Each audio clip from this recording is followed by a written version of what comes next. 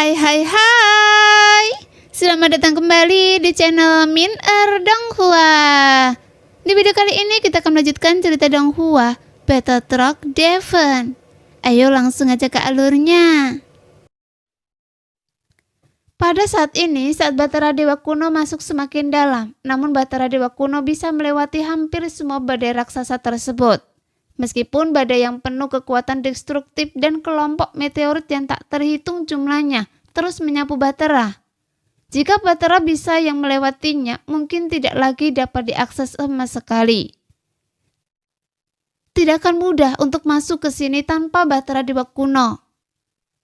Jelas, bagi kebanyakan orang tempat ini lebih menakutkan daripada neraka, karena Batara biasa tidak dapat menahan kekuatan penghancur seperti itu. Setelah merenung sebentar, avatar Yuan Shen tiba-tiba terpisah dari Xiaoyan. Meskipun avatar Yuan Shen saat ini telah meningkat melampaui alam leluhur, itu masih jauh dari cukup. Segera telapak tangan avatar Yuan Shen runtuh dan itu berada sedikit di luar penghalang Batara Dewa Kuno.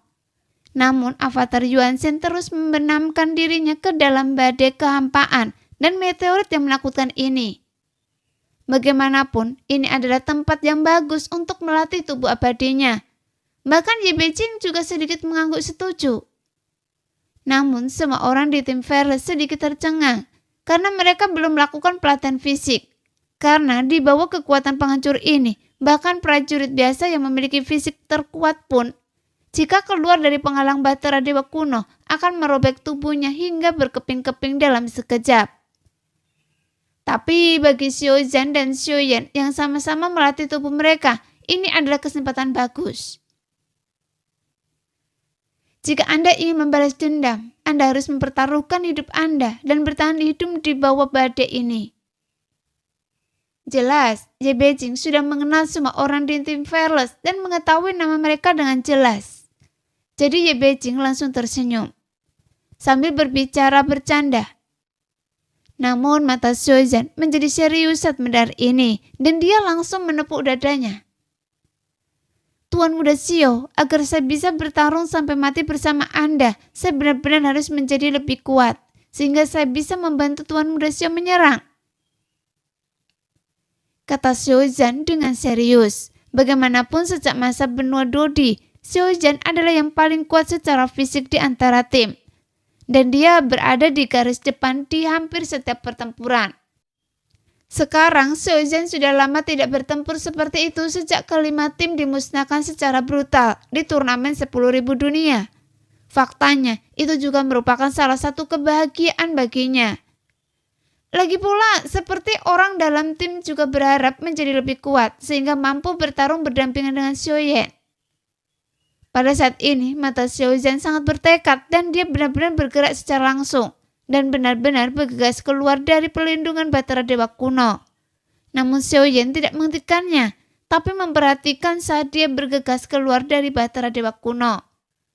Meskipun badai meteorit kehampaan dan kawanan meteorit tidak mampu menandingi kekuatan Xiaozhan saat ini, tapi saat dia keluar dari perlindungan, tubuh fisiknya tidak tahan lagi. Di depannya, sebuah meteorit besar tiba-tiba terbang lewat, membawa angin kencang yang menakutkan. Namun Xiaozhan jelas meremehkan persyaratan fisik di sini. Api sudah terlambat baginya untuk mundur sekarang, karena meteorit itu terbang melewatinya dalam sekejap mata. Jika dia terkena meteorit ini, Xiaozhan pasti akan terluka parah meski dia tidak mati. Bagaimanapun, ini bukan meteorit biasa, tapi mengandung logam keras. Dan mereka baru saja mengamuk di kehampaan sehingga kekerasannya memiliki kekuatan penghancur yang sangat mengerikan. Sambil menahan rasa sakit karena dampak badai kehampaan, sesaat sebelum meteorit itu menghantam, tiba-tiba sesosok tubuh muncul di hadapan Xiaozhan.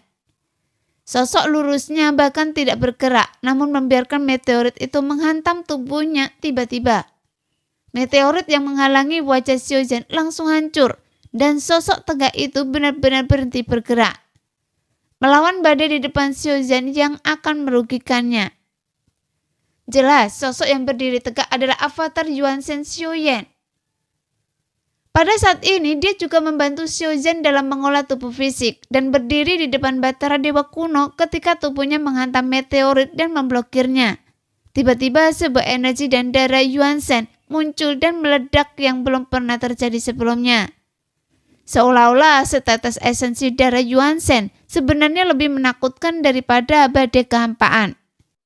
Bagaimanapun, jika Xiaozhen mampu menyerap esensi darah Yuan Shen, maka tubuh fisik dan kekuatan Xiaozhen akan mampu membuat peningkatan yang besar. Setelah mendonorkan esensi darah kepada Xiaozhen, dia segera mengalihkan perhatiannya dan membantunya untuk berkultivasi.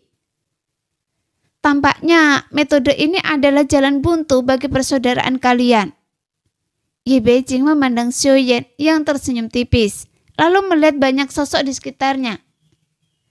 Semua orang di sini sama pentingnya dengan hidup saya. Xiaozhen berkata dengan serius. Setelah mendengar ini, semua orang memandang Xiaozhen satu demi satu dengan emosi di mata mereka. Bagaimana mungkin mereka tidak memahami betapa kerasnya Xiaozhen berlatih dan betapa banyak kesulitan yang harus dia lalui untuk menjadi orang sekuat dia sekarang. Selain itu, mereka dapat pergi dari kehampaan Laut Barat ke alam Dewa Kuno dan bahkan pergi ke dunia bawah ketika alam Dewa Kuno dalam bahaya. Justru karena perlindungan Xiaozhen itulah mereka harus dilindungi apapun yang terjadi. Setelah melihat Xiaozhen berlatih, sekarang Lo Yi melakukan bagiannya dan dia juga segera bergegas keluar dari perlindungan. Namun kekuatan tubuh fisik Long Yi lebih kuat dari yang dibayangkan oleh Xiaozhen. Sosoknya melewati badai dan menghancurkan semua meteorit yang masuk. Setelah melihat Long Yi juga menggunakan badai kehampaan ini untuk berlatih, Xiaozhen juga menoleh untuk melihat Long Yi dan tersenyum. Yang membuat Long Yi juga tersenyum sepenuh hati ketika melihat ekspresi Xiaozhen. Seolah-olah dia ingin berkompetisi dengan Xiaozhen. Jika Anda mempunyai niat ini, tolong jangan salahkan saya karena melakukannya. Segera kedua sosok tersebut kemudian bergegas menuju badai dan terus menghantam meteorit. Berlomba-lomba melihat meteorit mana yang lebih banyak memecahkannya. Namun Batara Dewa Kuno masih bergerak maju karena menurut peta letaknya tidak jauh dari zona misterius. Jadi Xiaozhen juga menjadi waspada dan menyebarkan kekuatan jiwanya sebanyak mungkin untuk mencegah perubahan mendadak di sekitarnya. Lagi pula Ratu berkata bahwa selain orang-orang berkuasa dari dunia sensi, ada juga orang-orang yang berkuasa di dunia luar yang datang ke daerah misterius. Dan makhluk-makhluk abadi ini tidak akan menjadi orang baik jika mereka datang ke sini. Pada saat ini, di suatu tempat dalam kelompok badai dan meteorit hampa ini, tampaknya terdapat zona vakum. Dengan meteorit besar yang melayang satu demi satu, namun meteorit ini tidak berdampak, tetapi tersuspensi dengan lembut di dalamnya. Jika diperhatikan dengan seksama, masing-masing meteorit ini ada beberapa sosok yang duduk bersila di dalamnya. Dan jumlah sosok tersebut juga bervariasi. Ada yang lebih dari 10 orang. Dan ada pula yang hanya 1 orang. Pada saat yang sama, di depan balok meteorit tersebut terdapat pusaran samar ketiadaan yang terlihat penuh misteri dan bahaya. Meskipun sekarang sosok-sosok di meteorit ini semuanya memancarkan aura yang baik. Meskipun kebanyakan dari mereka adalah orang kuat yang berada di ranah keabadian kaisar. Tapi ada juga beberapa orang kuat yang menyembunyikan aura aslinya.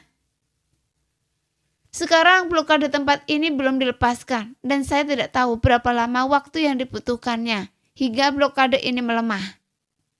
Kata salah satu sosok dalam meteorit itu. Namun sosok itu hanya duduk bersila di atas meteorit tanpa niat untuk mengambil tindakan sama sekali. Seharusnya Anda juga tahu untuk memasuki pusaran ketiadaan, Anda harus menjadi orang pertama yang mematahkan blokadenya. Jawab sosok lainnya. Jelas mereka semua enggan mengambil inisiatif untuk mengambil tindakan. Bukankah semua orang di sini datang untuk terlibat? Jadi mengapa kita tidak bekerja sama untuk memecahkan blokade? Sosok yang pertama terus bertanya. Tidak ada gunanya terus mengkonsumsi di sini. Kemudian seseorang membuka mulutnya untuk mencela kekuatan dunia bawah. Namun saat suara itu menyebar, tapi tidak ada yang merespon setelah suara itu. Adapun orang yang berbicara, dialah ada seorang laki-laki dengan 2 orang perempuan di sampingnya. Melihat tidak ada yang bergerak, dia langsung berdiri dan melompat ke depan pusaran air. Apakah ada orang kuat di antara Anda yang bersedia bergabung dengan saya untuk mengatasi masalah ini? Bagaimana kalau berteman dan masuk ke sana dan mendapatkan apa yang Anda butuhkan? Pada saat ini, pria bernama Loang memancarkan aura keagungan. Dia memiliki sosok yang tegak. Meskipun dia berbicara dengan rendah hati, tapi matanya cukup lincah. Bagaimanapun kekuatannya adalah keabadian dewa tingkat pertama. Nah, demikianlah video hari ini. Terima kasih sudah selalu menonton video Min-Er sampai selesai. Sampai jumpa lagi di video selanjutnya. Bye-bye.